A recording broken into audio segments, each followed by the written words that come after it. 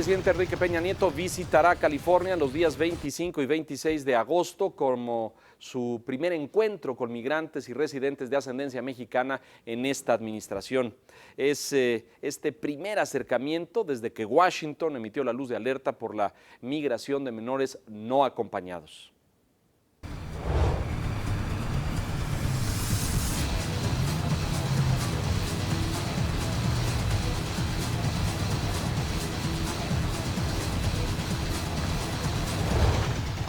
Señoras y señores, buenas noches, bienvenidos. Esto es Aldea Global. Esta noche haremos una revisión, un repaso de las relaciones bilaterales entre Estados Unidos y México a partir de dos sucesos relevantes. Uno, la iniciativa migratoria para menores no acompañados que acaparó la atención de Washington y de la Casa Blanca hace unas semanas. Y dos, el segundo, la alerta emitida por el Departamento de Estado en torno a la visita de ciudadanos estadounidenses a algunos estados de la República Mexicana. El tema de la seguridad fronteriza, el tráfico incesante de migrantes, el debate aparentemente congelado de esta anhelada reforma migratoria integral y además la posibilidad real de que el presidente Obama logre su muy distante aprobación. Además, hay elementos puntuales que preocupan a ambos lados de la frontera. Hay un infante de Marina detenido en una cárcel de Tijuana por cruzar la frontera con armas, lo que ya ha incendiado a algunos republicanos en el Congreso que exigen su liberación inmediata so pena de sanciones a México. Se especulaba de un eventual encuentro entre el presidente Peña y el presidente Obama en el marco de esta próxima visita a California la semana entrante, pero no habrá tal entrevista porque nunca estuvo en la agenda, afirma la Cancillería mexicana.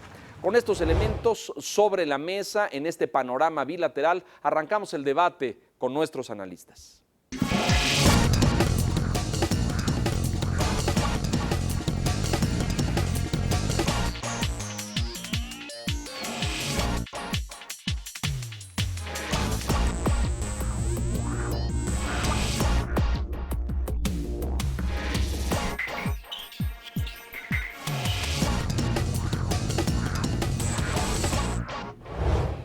Me da un enorme gusto recibir en este espacio de análisis y discusión a Arturo Sarucán, ex embajador de México en Estados Unidos, uno de nuestros diplomáticos más destacados en la última década, un hombre apreciado y respetado en Washington, en Nueva York, en muchos círculos políticos y económicos de Estados Unidos y de México. Arturo, muchas gracias. Gracias, embajador, por acompañarnos y por este enlace desde la ciudad de Washington. ¿Qué tal, Leonardo? Muchas gracias por invitarme a estar contigo y con tu auditorio. Muchas gracias, bienvenido. Y recibo aquí en el estudio, con igual gusto y entusiasmo, al doctor Guido Lara, director de Lexia Internacional, presidente es esto, ¿verdad? Así es.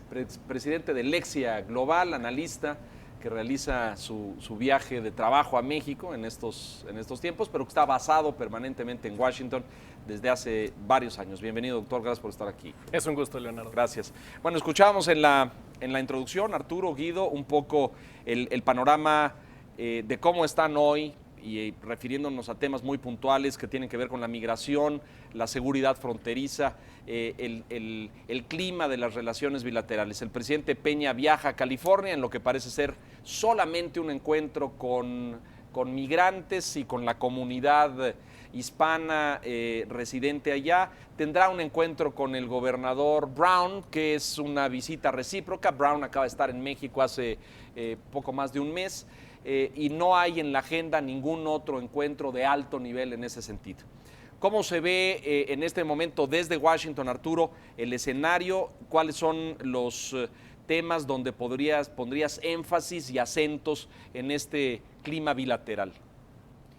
Leonardo, yo creo que no es cosa menor el viaje del presidente y el hecho de que se reúna por primera vez con las comunidades mexicoamericanas en Estados Unidos. Como todo tu auditorio sabe, el creciente empoderamiento político, económico, social, cultural de la comunidad latina en Estados Unidos, los persistentes retos que enfrenta la comunidad mexicana, sobre todo los cerca de 5 millones de indocumentados, que en virtud del impasse político y legislativo que se vive aquí en esta ciudad de Washington, no han logrado salir de las sombras a raíz de que la reforma migratoria no avanza y seguramente no avanzará en el futuro cercano. Es un viaje importante, creo que le permitirá al presidente tener un primer encuentro con grupos de líderes comunitarios, con la propia comunidad. California es un socio fundamental para México. Crecientemente en este sistema global del siglo XXI, a veces se nos olvida, sobre todo para quienes hemos servido en el Ejecutivo, que la diplomacia ya no es el monopolio de los poderes, de los gobiernos federales.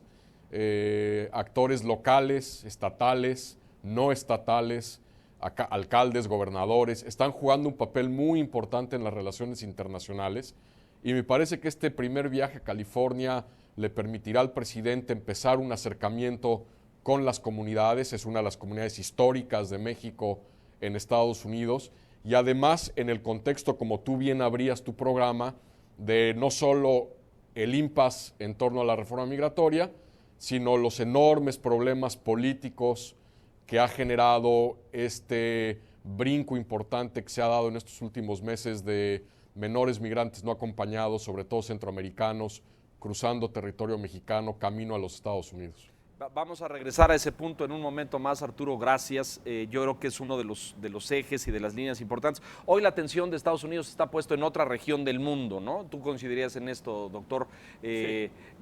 En este espacio hemos discutido en semanas recientes no solamente lo que está pasando en Medio Oriente, sino la crisis de Ucrania, Rusia, este grave reto que es el Estado Islámico, etcétera.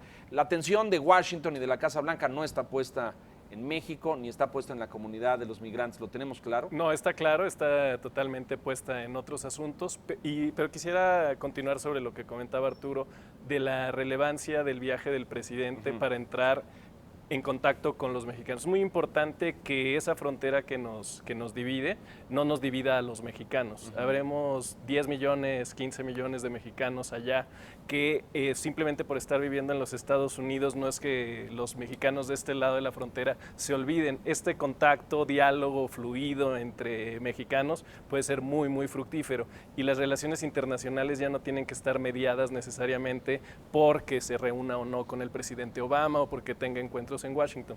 Yo creo que este contacto entre los mexicanos de este lado que están en México y los mexicanos que están o que estamos en Estados Unidos puede ser muy fructífero y generoso. Y multinivel, como decía Arturo hace un momento, es decir, ya no se limita al canal formal, sino que hay muchas otras ONGs, organizaciones de comunidades ahí, muchos contactos académicos, el Colegio La Frontera Norte, todas estas cosas construyen un ambiente ahí que ya no necesariamente pasa por el Ejecutivo, que es un poco a lo que se refería Arturo, pero este tema de los migrantes menores no acompañados y esta como crisis que súbitamente surge ahí, el presidente Obama le pide al Congreso fondos para tratar de atender esta crisis que califican como humanitaria, ¿no es cierto? Hay una crisis humanitaria en esa zona, miles y miles de migrantes, muchos provenientes de Centroamérica que se quedan ahí.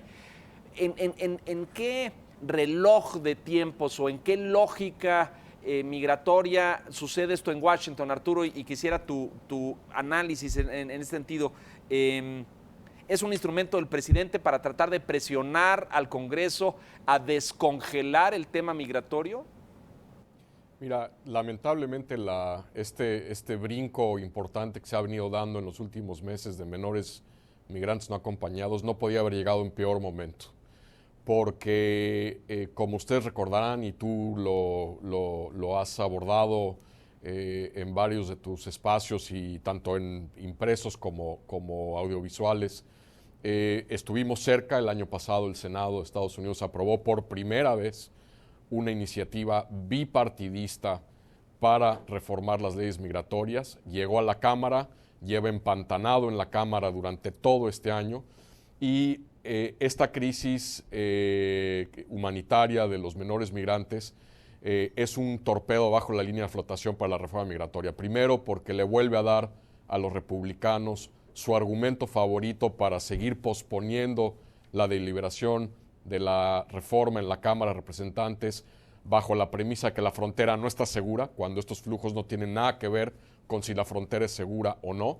Segundo, porque trastoca un argumento que ya se había ganado, que ya había permeado en los medios de comunicación, en la sociedad civil en Estados Unidos, que era la realidad de los flujos migratorios desde México hacia territorio estadounidense en los últimos 2-3 años, de migración neta cero de mexicanos cruzando la frontera. Estos flujos han vuelto a trastocar esta narrativa. Será muy difícil volver a argumentar que hay un cambio fundamental en los patrones migratorios.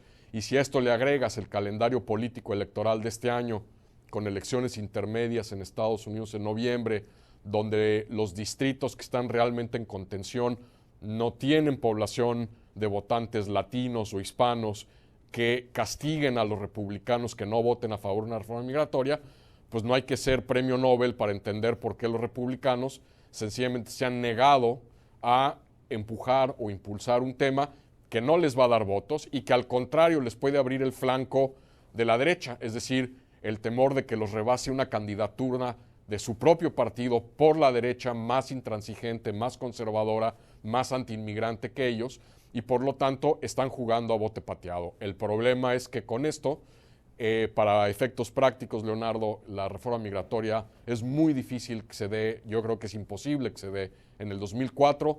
El próximo año habrá una ventana muy pequeña de oportunidad, va a depender mucho qué ocurre en las elecciones de noviembre.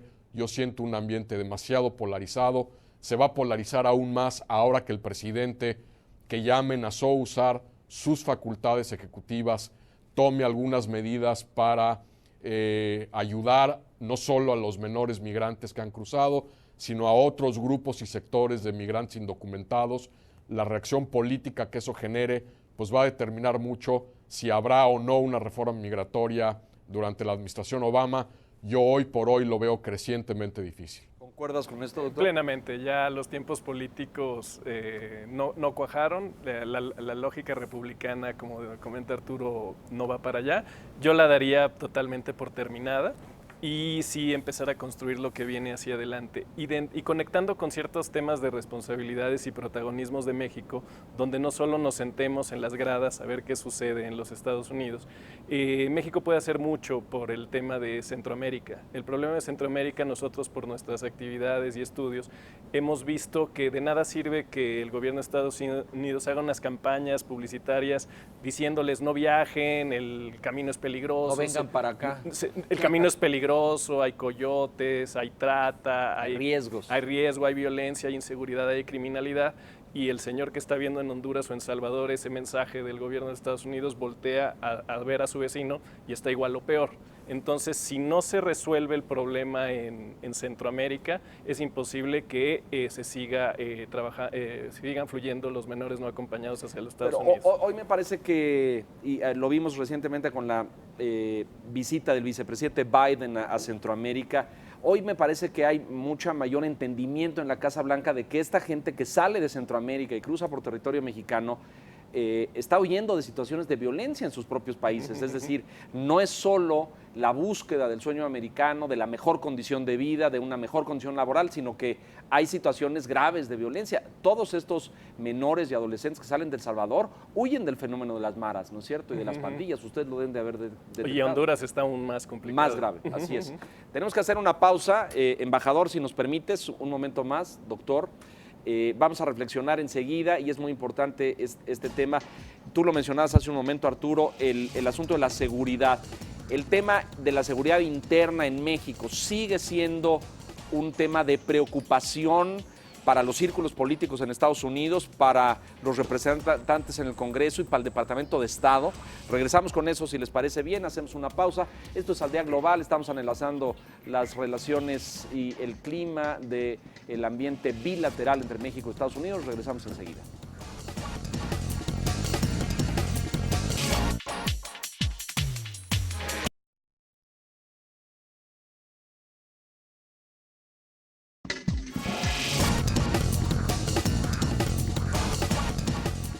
Estamos de regreso en Aldea Global, en la revisión de las relaciones bilaterales. Tú decías hace un momento, ¿qué hacia adelante y qué sigue? Si el horizonte de la reforma está totalmente cerrado, como todo parece indicar, los republicanos no darán muestra en esto. No es un tema redituable electoralmente con miras a las próximas elecciones de medio término. Las posibilidades se ven totalmente cerradas. ¿Qué sigue si esto está clausurado?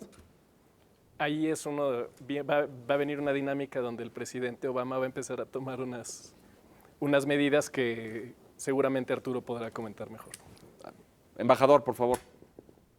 Mira, yo creo que está claro que para las intermedias esto no va a contar, no va a pesar, pero también es una realidad y el Partido Republicano, o por lo menos algunos sectores del Partido Republicano lo tienen claro, que en el futuro y en las futuras elecciones presidenciales el camino a la Casa Blanca tiene que pasar por un camino que lleve a la reforma migratoria integral. Es decir, el peso del electorado latino en Estados Unidos ya llegó. Durante décadas se estuvo cacareando, ahí viene, ahí viene, ahí viene. Bueno, finalmente, tanto en las elecciones presidenciales del 2009 como en las del 2012, estuvo presente. Es decir, es el voto hispano el que decanta 3 o 4 estados bisagra, como se les llama, estados que andan entre el Partido Republicano y el Partido Demócrata, que se decantaron a favor del presidente Obama y que le dieron la elección. Estados que tradicionalmente habían sido republicanos, como por ejemplo Colorado o Virginia o Carolina del Norte. Entonces, yo creo que, como decíamos aquí, el horizonte de la reforma migratoria, ciertamente este año y muy posiblemente en lo que queda de la administración Obama puede estar cancelado, pero más temprano que tarde van a tener que atender este tema. Ya hay las bases de un consenso, por lo menos bipartidista, en el Senado, que, ojo, no se daba desde 1986, que fue la última reforma migratoria, la famosa Simpson-Mazzoli, durante el gobierno de Reagan, y que creo que el Senado continuará siendo un factor para impulsar y llevar, o tratar de llevar a buen puerto la reforma migratoria. ¿Qué ocurre mientras? Hay que esperar a ver las acciones que el presidente ya ha anunciado que va a tomar antes de que termine el mes de agosto. Yo creo que tendrán que ver con ampliar el espectro de cobertura para sobre todo jóvenes indocumentados. Yo creo que habrá algo que tenga que ver con ampliación de categorías de visas de trabajo. Yo creo que también tendrá que ver con permitir o otorgar algún tipo de estatus migratorio sin que ello implique la legalización o la ciudadanía, pero dar algún tipo de estatus migratorio a ciertas categorías o nichos laborales en donde hay mano de obra indocumentada en este país. Cómo reaccione el Partido Republicano, cómo se posicione y cómo pueda el centro moderado que cree en la reforma migratoria, que cree en la importancia que para el propio Partido Republicano tiene la reforma migratoria y cómo se posicionan frente al ala conservadora del Tea Party, será lo que determine mucho lo que ocurrirá en los meses camino a la elección presidencial estadounidense, claro, en el 2016. Lo que puedan hacer esos intermedios republicanos para convencer a los conservadores, ¿no es cierto? ¿Qué le queda al gobierno de México? ¿Esperar pues solamente? Es que el problema...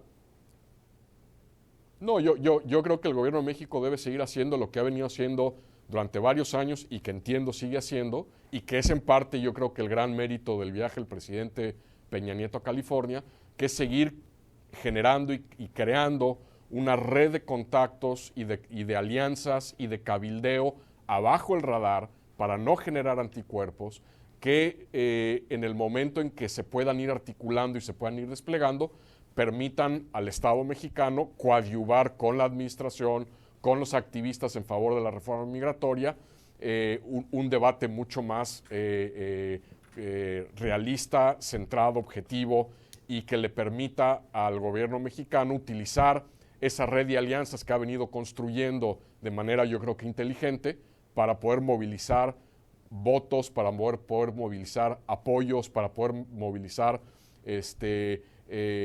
coaliciones que se han ido armando en años recientes y que se siguen abonando ahora. Y por esto yo creo que el viaje del presidente a California es importante, porque tiene y asumo que tendrá los espacios para seguir abonando y dialogando y construyendo con el sector privado, con las ONGs, con la sociedad civil, con los alcaldes, con los gobernadores, que son en muchos sentidos el la primera línea de batalla de la reforma migratoria a nivel nacional en Estados Unidos. Es decir, capitalizar esas otras relaciones, Guido, que no necesariamente son las formales o las estructurales de gobierno a gobierno. No, aquí es importantísimo no sentarse a esperar y estar viendo desde el estadio qué pasa en la alta política, sino es este trabajo permanente, continuo de partidos políticos, empresarios, artistas, para estrechar lazos e ir creando una fuerza social unida, armonizada, conjunta, que va a sentar las bases para algo que va tarde o temprano va a madurar. Los republicanos, si alguna vez quieren volver a la Casa Blanca, para muchos de ellos que se oponen a la reforma migratoria no es una de sus prioridades. Hay que entender muy bien dónde está la línea de defensa. Son en esos distritos duros que se oponen a la reforma migratoria y que le aseguran la silla al representante, donde está la línea de batalla y que quizás se pueda llevar mucho tiempo. Todo el entorno está a favor de una regularización y sacar de las sombras a tantos mexicanos que tanto aportan y tantos de personas de todo el mundo que tanto aportan y que también están metidos en la sociedad. Vamos a tener en esencia que ser pacientes todavía con esto y, como dice Arturo, trabajar mucho ahí debajo de la línea de flotación. Pacientes arriba activos. Y absolutamente activos, proactivos, dinámicos, incansables, no dejar de insistir en construir unas relaciones entre mexicanos, sea donde estemos. El tema de la seguridad, lo habíamos dejado ahí previsto antes de irnos al corte. A lo mejor, Guido, valdría la pena que abras tú con esto y después irnos con Arturo. ¿Sigue siendo un tema que causa alerta, que enciende focos, que preocupa a los congresistas y a los funcionarios del Pentágono y del Departamento de Estado, Guido? Siempre estarán muy atentos de lo que pasa en su frontera, en su lugar más cercano, y esto siempre estará permanente. Algo muy interesante que hemos visto a nivel de la sociedad, por el tipo de trabajo y estudios que hacemos, hemos estado evaluando recientemente la opinión de los estadounidenses sobre lo que está pasando en México, y afortunadamente y con gran gusto vemos que entre el ciudadano medio, el que hace turismo, el que viaja a México, viaja a otros lados, ha bajado muchísima la percepción de miedo, terror y temor de visitar a nuestro país. Sí hay un entendido de que hay zonas difíciles, pero ya no se ve al país como una zona totalmente problemática, sino cada vez gana más la percepción de que son regiones determinadas del país las que hay como muy puntuales. Sí, lo cual para el país es muy bueno porque, por ejemplo, en un tema reciente sobre temas turísticos decían, yo estadounidense, ¿a dónde no iría a una zona de guerra? Y sí, mencionaban cualquier otro lugar, pero México ya no está percibido como esa zona de guerra que quizás hace 3, 4 años estuvo percibido por el incremento del problema de la guerra contra el narco. Embajador Sarucán, tu percepción en este sentido. Mira, Leonardo, siempre tenemos una frontera de 3,000 kilómetros con un país que fue atacado por el terrorismo internacional en el 2001 y por lo tanto, es decir, todos los temas de seguridad de manera integral siempre serán un tema que acaparen la atención y el interés de distintas agencias del gobierno estadounidense. No es distinto a lo que ocurre en la relación con Canadá, por cierto. Esto es natural, esto se va a seguir dando, es un hecho que hay un problema focalizado con el crimen organizado en México. La cooperación entre ambos países seguirá siendo, yo creo que frontal, fluida, articulada bajo la premisa, el paradigma de la responsabilidad compartida. Pero también creo que es importante, y esto a veces se nos escapa, y ha sido así durante muchos años. La agenda bilateral es mucho más rica, es mucho más compleja, mucho más amplia que solo el tema de la seguridad. Y creo que hay un esfuerzo por parte de los dos gobiernos, el mexicano y el estadounidense, por en el contexto de las importantes reformas que se han dado en México, de las reformas estructurales, de buscar cómo potenciar la relación económica, comercial entre ambos países. Digo, se dice fácil, México y Estados Unidos estamos comerciando 1.4 mil millones de dólares al día, no es una figura menor. Somos el segundo comprador de exportaciones estadounidenses en el mundo. Somos el tercer socio comercial de Estados Unidos después de Canadá y de China. Entonces creo que hay también un esfuerzo por darle a la agenda un horizonte mucho más integral, mucho más estratégico. Más amplio, el claro. problema, como siempre ocurre, es que la banda ancha estadounidense ahorita pues está, como creo que tú arrancabas al principio del programa, pues copada por lo que está pasando en Irak, en el Medio Oriente, en Crimea, con Ucrania. Entonces es muy difícil que podamos encontrar espacios para seguir pegándole a la pandereta de que al final del día, por muy relevantes que sean todos estos temas en el radar geoestratégico de Estados Unidos, no hay relación más importante para el futuro bienestar, para la seguridad, para la prosperidad de Estados Unidos que la relación con México. Muy bien. Esto yo creo que todos lo tenemos que seguir subrayando, sector privado, gobiernos estatales y locales en México, gobierno federal, los medios de comunicación, tenemos que seguir insistiendo en esta visión de la relación bilateral. Muy bien, muchas gracias. Gracias, embajador. Se nos termina el tiempo. Brevemente, Guido, conclusiones respecto a esto. No comentamos esto y se nos quedó en el tintero, pero ¿cómo son vistas las reformas desde allá? ¿Hay expectativas? ¿Hay esperanza? ¿Qué se dice? Sí, inclusive en México el tema de las reformas es atendido por un segmento específico de la población, no por todo mundo, sino por las personas Igual allá. Allá menos, Ajá, ¿no? claro, Es decir, claro. Se agudiza eso. Pero por la dimensión de los actores económicos, de los actores políticos, etcétera, pues hay un gran interés para el tema de la reforma energética. Es interesantísimo para muchos porque crea una región que puede tener un potencial energético grande, geoestratégico fundamental. Hay mucho interés, pero son en actores determinados, no es un tema de opinión pública generalizada. Se nos termina el tiempo.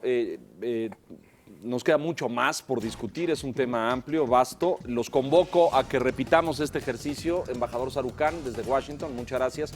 Guido Lara, con presencia en el estudio, les agradezco a ambos. Gracias, embajador. Guido, bienvenido.